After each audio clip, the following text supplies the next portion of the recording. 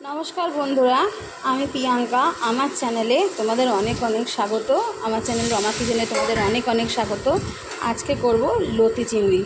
বাজারে যখন দেখলাম লতি চিংড়ি, তখন কেন মিস করব লতি চিংড়ি? তার জন্য আজকে লতি চিংড়ি নিয়ে এলাম।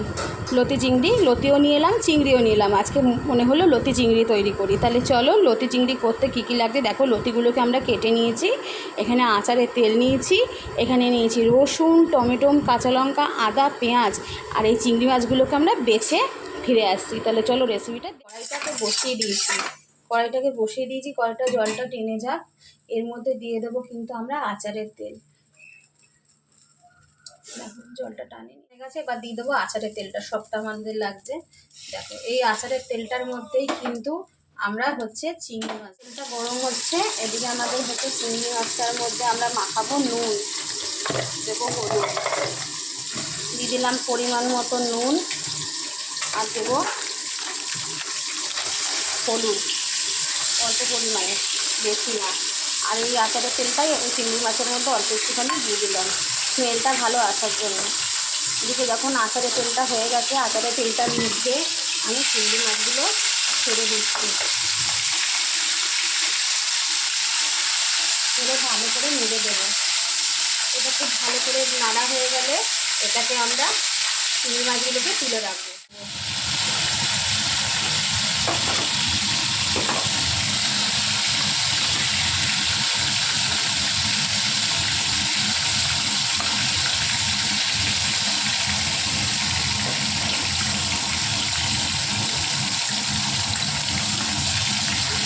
এবার এর মধ্যে দিয়ে দেবো পেঁয়াজ।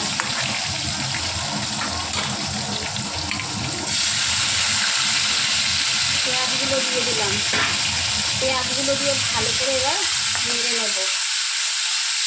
পেঁয়াজটা যতক্ষণ ভাজা হবে ততক্ষণ এখানে আমরা পেস্ট করে নেব। দেখো এখানে আমরা নিয়েছি আদা, রসুন, কাঁচা লঙ্কা, টমেটো, এটাকে পেস্ট করে নেব। আর এটা যতক্ষণ ভাজা হয়ে গেছে, এবার আমরা লতিটা দিয়ে দেবো।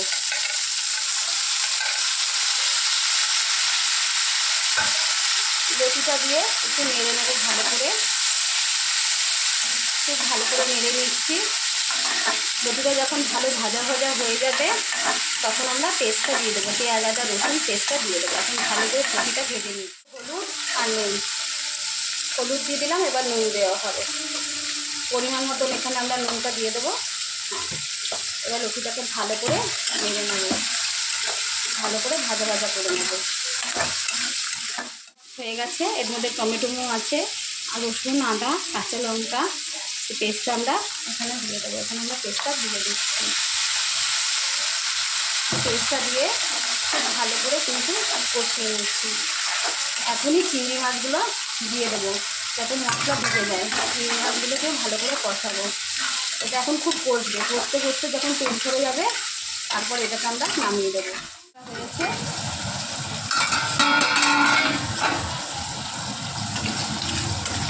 ভালো করে এটাকে নাড়িয়ে নেব, ভালো করে এটাকে কষিয়ে নিচ্ছি। দেখো এটার মধ্যে এবার একটুখানি অল্প পরিমাণে জল দেবো, না দেওয়ার মতন